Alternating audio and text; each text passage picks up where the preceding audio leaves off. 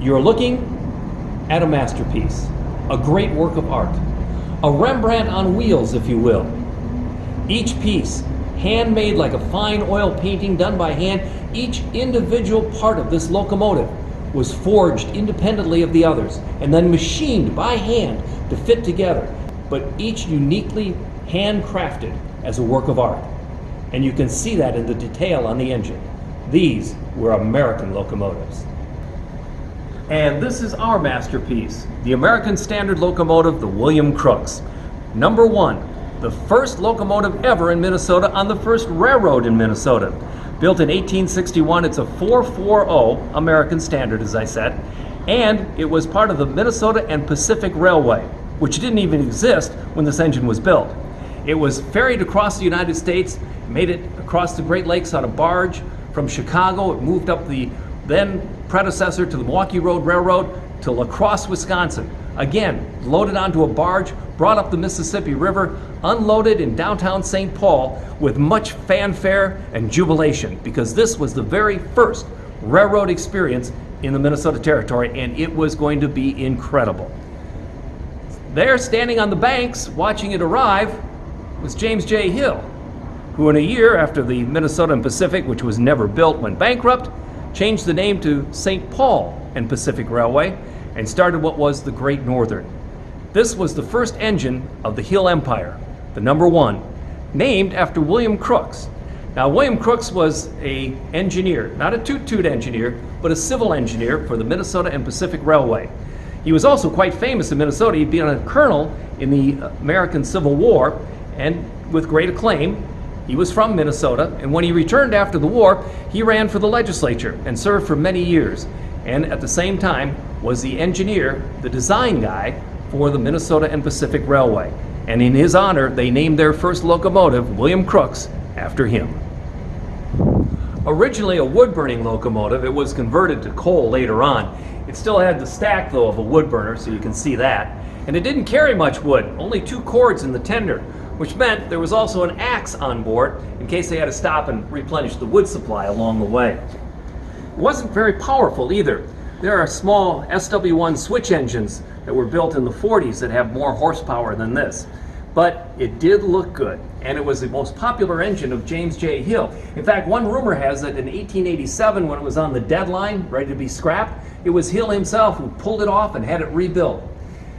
In 1907, it was sidelined again.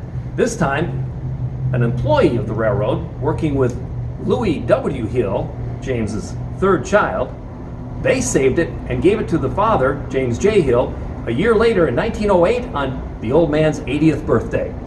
After that, it set its way to the New York World's Fair in 1939. In fact, on the way, here's some very rare footage of the William Crooks in Elmira, New York, on its way to the World's Exposition in 1939 in New York City.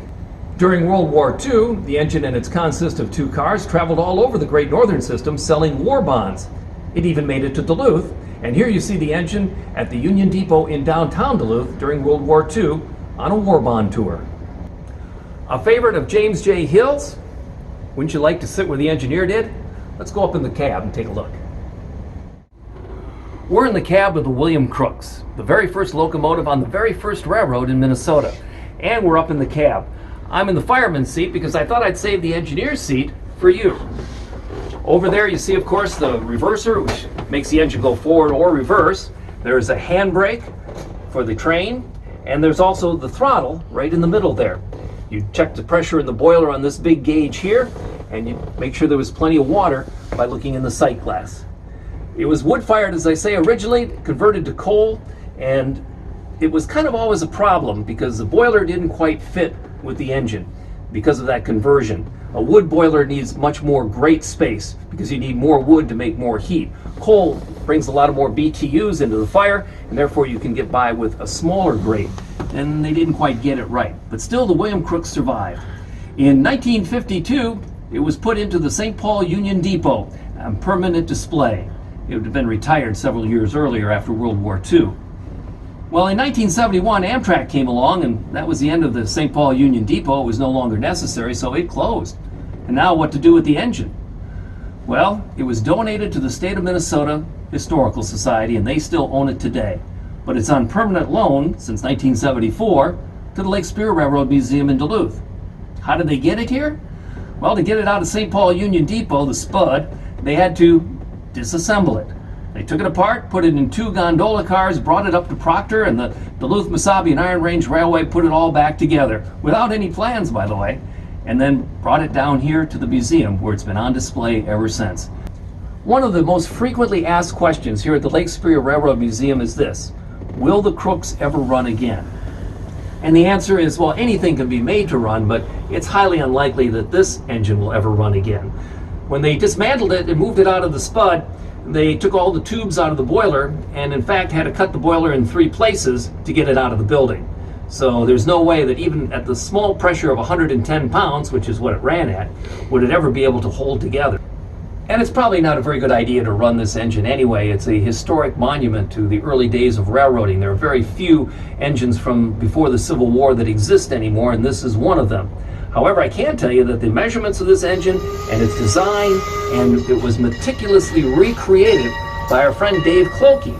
And Dave made the Leviathan, which is an exact replica of this engine, a 440, and it currently runs out in Pennsylvania.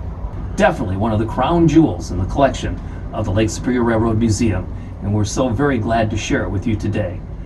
We hope in very short order we'll be sharing it with you in person, and invite you to come to the Lake Superior Railroad Museum, ride our North Shore Scenic Railroad in the summer, because all this shall pass. In the meantime, you know what you have to do, but I'm going to tell you again because it's so very important. Keep your social distance. If you're sick, stay home.